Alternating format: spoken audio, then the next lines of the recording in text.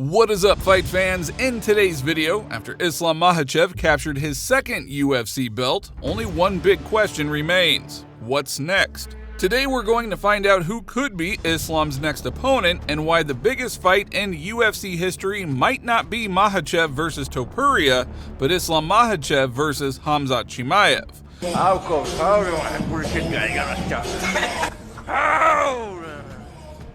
Also in this video, Javier Mendez responds to Ilia Topuria calling Islam's fight boring, Jack Della Maddalena's team just dropped an emotional message, and we've got Dillon Danis, who didn't just get beaten up, but also lost a lot of money.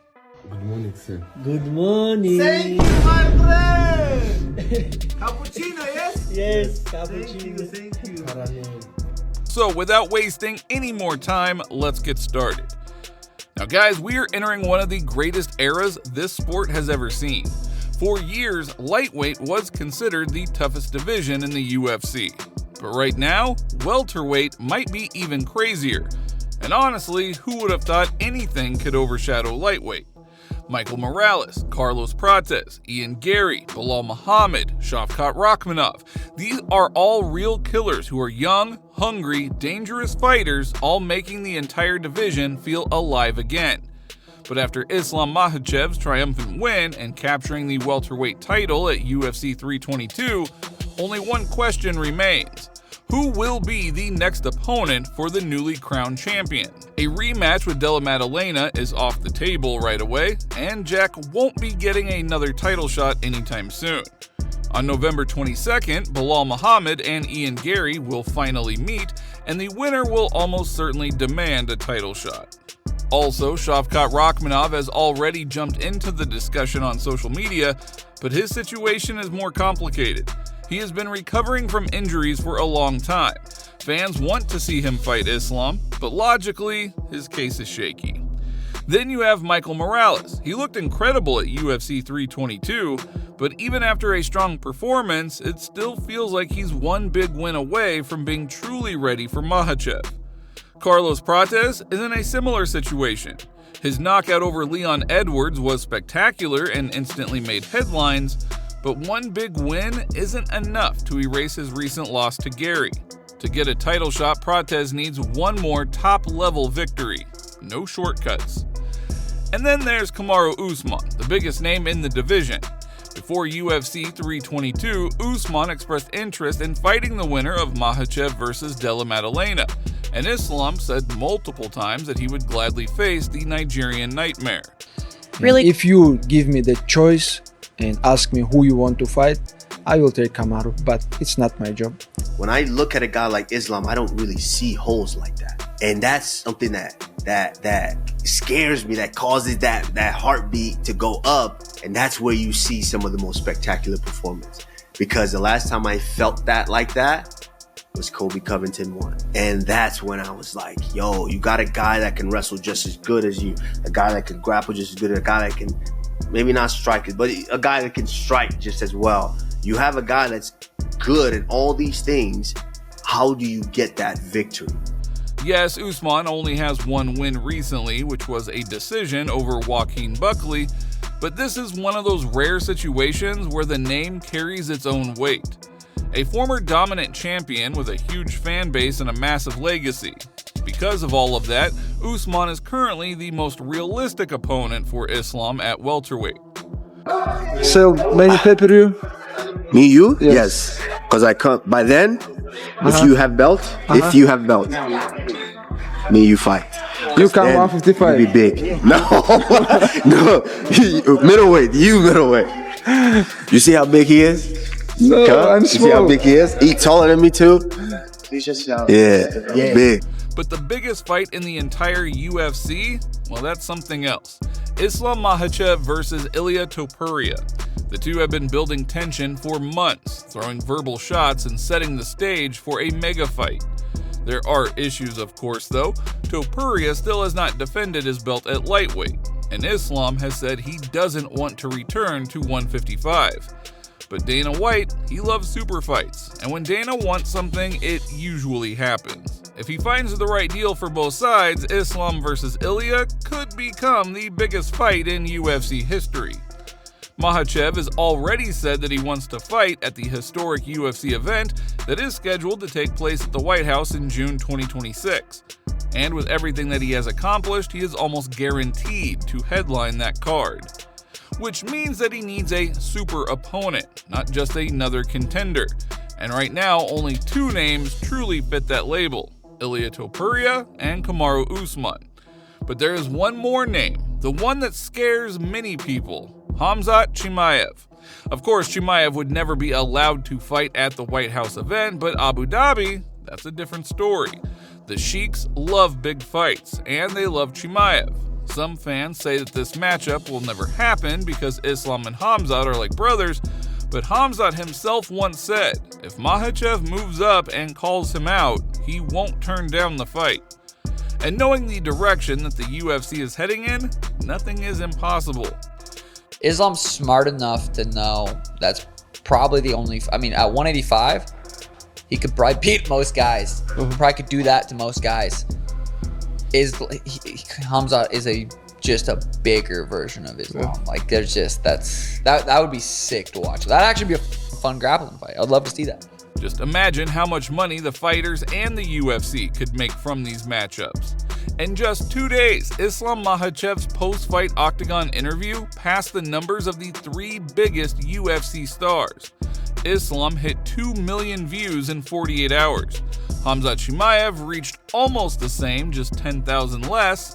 Ilia Topuria pulled in 1 million, and Alex Pereira had 770,000.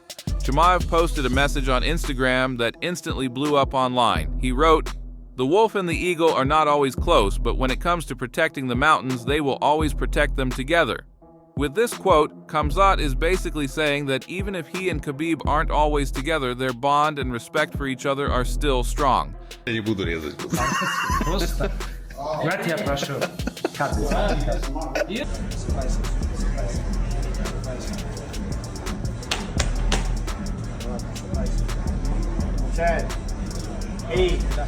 But Michael Bisping does not believe an Ilia versus Islam fight is happening anytime soon.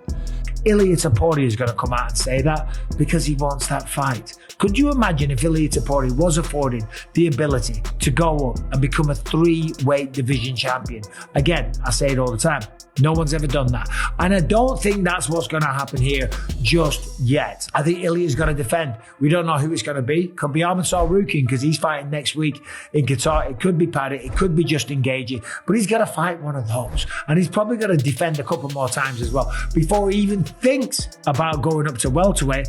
Javier Mendez responded to Ilia Topuria, calling Islam Makhachev's fight boring, and said that they will meet sooner or later, whether it's at the White House event or somewhere else. As a fighter, you got to try to mark up the fights and get everybody involved, and he does a great job of doing that, So let's see what happens, If the UFC offers him, then no problem. I can't answer for Islam, but I'm saying no problem. Islam and his, Ali, who I consider the greatest manager in the business, will do the right thing for Islam. So, but let's face it, we're going to meet him eventually, whether it's the White House or whether it's another time. Let the UFC decide that, I say. But we're going to meet him eventually if he wants to continue to come up. But I seriously doubt Islam will want to come down. And for him, it's the first time anybody will ever go for a triple, right? He'll be the first triple challenger for it. So that would be a monster fight for the whole world, to be honest with you. But unlike Ilia Topuria, Israel Adesanya was impressed by Islam Makhachev's performance against Maddalena. Recently, on his Freestyle Bender channel, he said, "He just there flexes his fucking back muscles, and he can't make a mistake at all, because then homeboy will jump on it."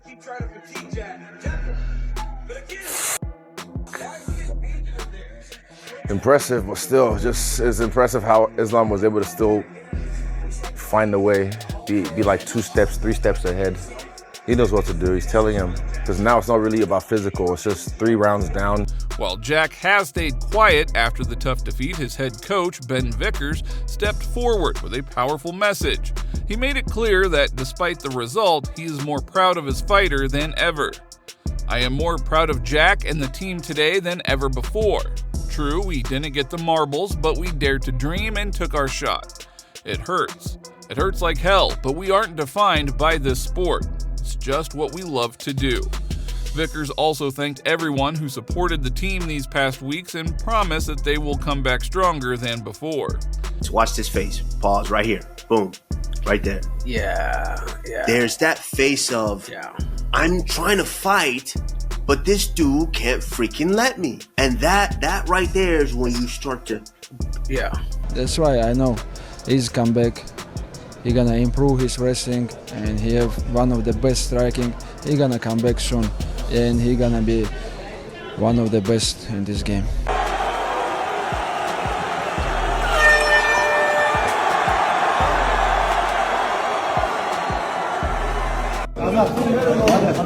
Queso, eat your food, bro. Eat your food.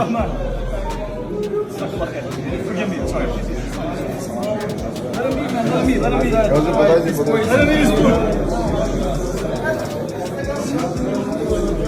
eat. Dillon Danis had one of the worst nights in UFC history.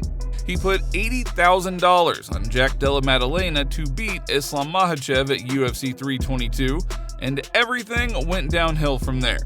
First, he got into a brawl backstage and was reportedly banned from the UFC for life. Then Jack got dominated, leaving Dillon with an $80,000 loss. And to make it even worse, he had to stand there and watch Islam Makhachev cement himself as one of the greatest fighters in the sport. If taking an L was a person, this night proved it's Dillon Danis. Masvidal said he's going to him up on sight. You will never see Dillon Danis at a UFC fight ever again. Peace out, bitch. He did get his ass beat by the Muslim Brotherhood. They stole it from me because I was literally on my way to whoop this motherfucker. They've been sending a couple messages and I was like, all right, cool. You keep sending these messages, brother. We're going to have to see each other. As I start walking towards my seat from the VIP room, I run into Chanko. I'm like, what's up, man? The police is all over. I go, what happened, brother? And he's like, nah, just chilling, bro, all good. And I see his hands with blood, and I'm like, nah, something happened. What happened with you, man? Look at your hands. He goes, no, all good, bro, little problem. I took care of it. And I go, all right. So bam, I took a picture, I keep walking. And as I'm getting closer to the arena, to the stands, the UFC starts coming, running at me. You stay right here, don't move. What just happened? What'd you get into? And they're grabbing me, they're holding me, and I'm like, bro, I just literally got here. Luckily, the UFC always has me with two glorified babysitter security guards because every event they got two bodyguards on me everywhere I go to make sure I don't cause no trouble or get in no trouble. So those guys vouch for me. They were like, nah, man, he was with us, he ain't do nothing. Literally, I just got here, brother. I wish I could have done something. So by the time I got out to the main event, all the good fun was taken away already. Dillon Danis had already got mopped up, kicked in the face. They made him eat shit, made him lick the floor, and then they kicked his out and banned him. So, sucks for you. So another TKO that happened later that night, John Pork TKO'd Dillon Danis in the first round. This is how it happened. For some weird reason, Dillon Danis was bent over like this. John Pork comes behind him and starts juicing him. Juices him, drops Dillon Danis to the floor, TKOs him, and Dillon is air kicking. He's wheel kicking. You see it in the video, his red Nikes, wheel kicking in the air. He was knocked out. Shortly after that, they got him out of there. So that was a TKO win by John Pork. So now, if you're ever in New York, remember to check in with John Pork. Now, you don't want to do this to someone you don't like. If it's Dillon Danis, that's fine. You go behind him and you ear hole him. Boom, right to the back of the ear hole. Bink. Then you go uppercut, he still can't see you. Boom. Guaranteed when he gets punched, he'll pull guard. So once he pulls guard, he's gonna start wheel kicking here. Yep, shooting up triangles, omoplatas, you just gotta stay away. And a TKO win there for John Pork. Apparently, Chanko landed the cleanest shots in Dillon Danis. Do you think that would make him more of a star? Chanko is a good striker, you know. Let's don't talk about the person. We're gonna smell the shit, you know, we're gonna still talking about person. Hey guys, Chanko, two-turbo, two-time Muay Thai world professional champion, and scary dream of Dillon Danis. Strašný kašmar Dillona Danisa.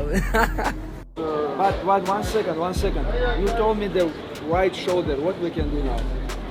Now you're double champs. It's on both shoulders. No, no. Or one on your waist and one on your shoulder. Well, I control.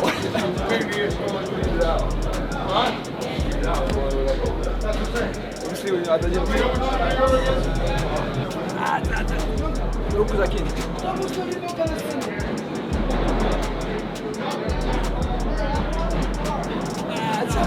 Let's go, team. Red Corner MMA later reposted the clip on Instagram with the caption, "Some fans literally lose their minds when they see Hezbollah." Hezbollah had to be rescued from fans as he was leaving the UFC 322 event at Madison Square Garden on Saturday night.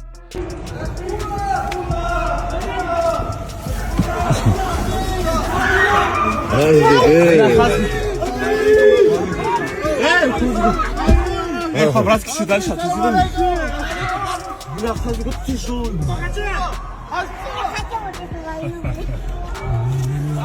Бля, где тикили? Ага, локация с финками. Да, мы сейчас Ари подождем. Хазбулла! Вы куда поедете? Скиньте нам. Хазбулла! Хазбулла! На это... Салам алейкум! Майя, просто налево и прямо езжайте, оттуда выйдете. Хорошо. Что они так напали жестко, да?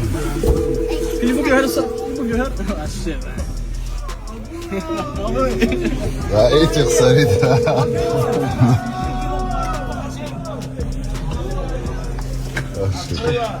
And this is just another example of how the UFC can turn someone into a massive star. Not only fighters, but regular people too.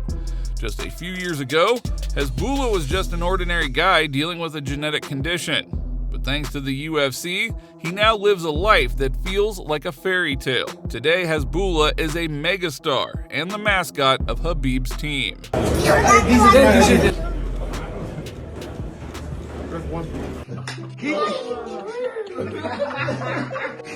Hey, Ali, be careful, bro. Вот она, вот это да. Прыжка с ноги дай хазби. Корпус де Брабускова. Корпус де Брабускова. А где одежда его? Фоткай нас. Сфоткай. Can you guys take our picture? I'm gonna put